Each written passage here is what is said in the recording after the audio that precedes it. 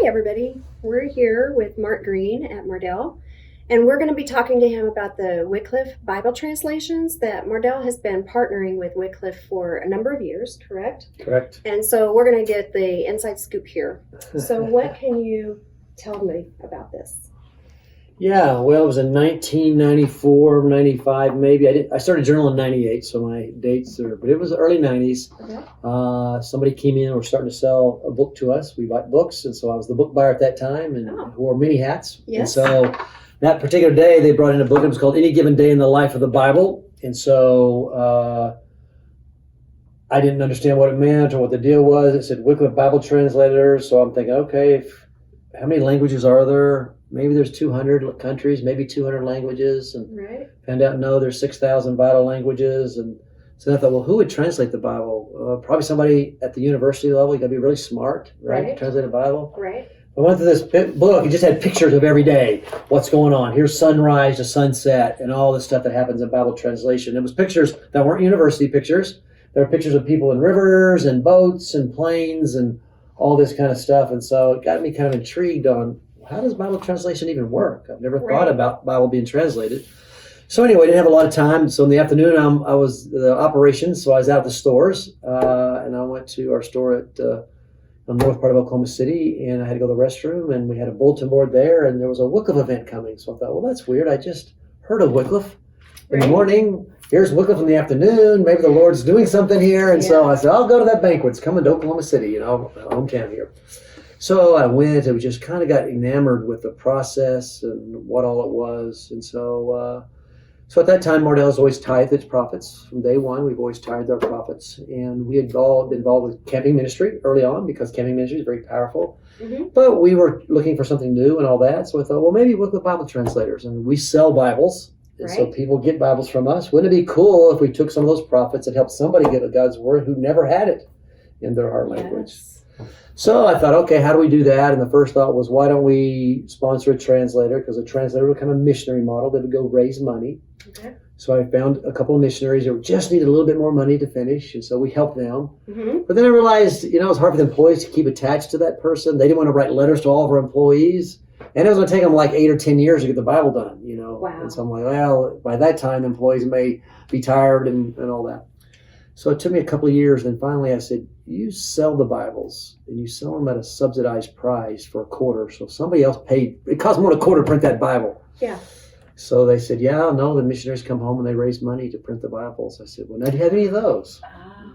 Yeah. And so we started paying for the printing of first edition Bibles. Okay. And so that got started in 1996. And so since then, I guess you got the latest update. We just got the new ones in for 2019. Every October, they send us the new ones. Okay. And so we've helped pay for 382 first edition Bibles at Mardel since 1996. Wow. So a little over 20 years. And so...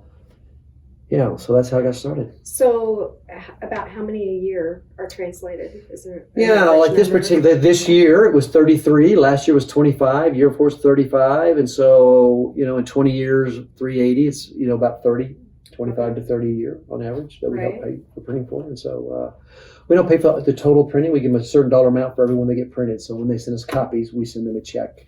And so that's part of Mardel's legacy. And like I said, we sell Bibles and we're helping people get God's Word in the heart language. Some of them are small language groups that have not that many people. And there are some large language groups that have over 1 million people that do have God's Word in their heart language and stuff. So it's been kind of fun.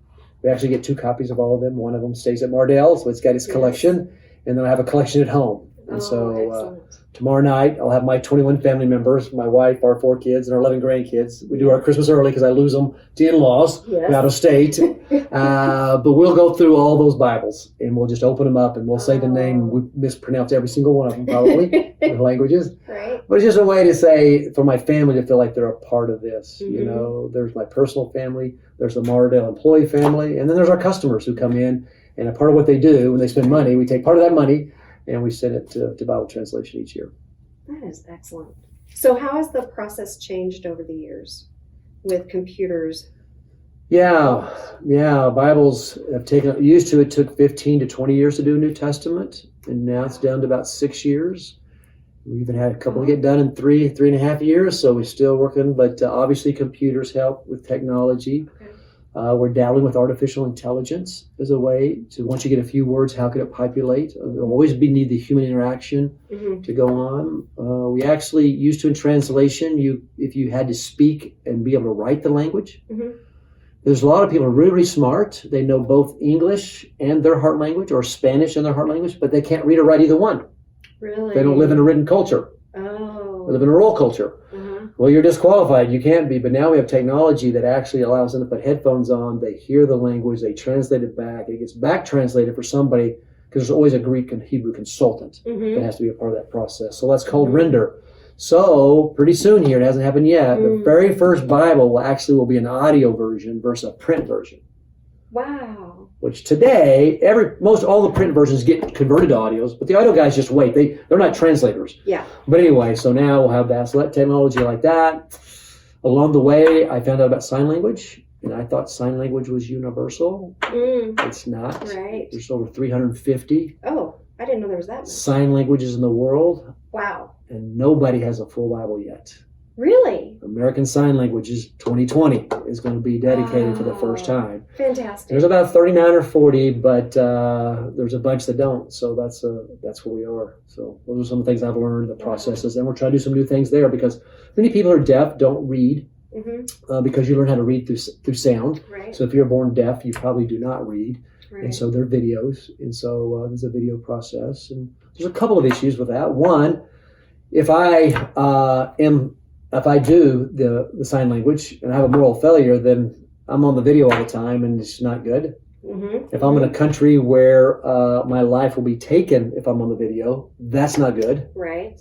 So actually, they use avatars on all of them. So we actually shoot it, and then they can change that person to a female or to whatever and stuff like that. Keep the facial expressions and all that. So the Lord has allowed great technology not only to help us do lots of things in the world, but also help us get God's word into all the heart languages that are on planet Earth. That's amazing. That's awesome.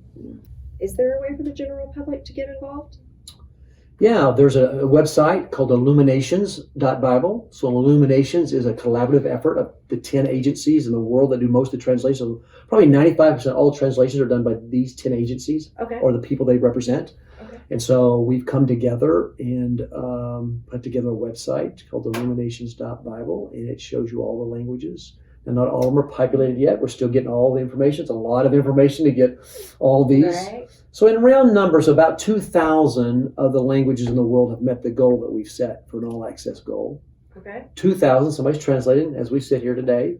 2,000. And 2,000 haven't started. So those are round numbers. Those aren't exactly right, but it's easy to remember those round numbers. 2,000, 2,000, 2,000. Yes.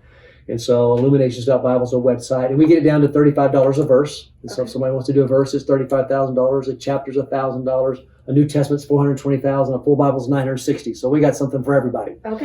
Something like that. But great. that's the way people get involved. This is a great, great ministry that has been around for a long time. Longer than I even knew. Yeah. So thank you so much for sharing this with us. Check out illuminations.bible and see what you want to do to contribute to this wonderful ministry.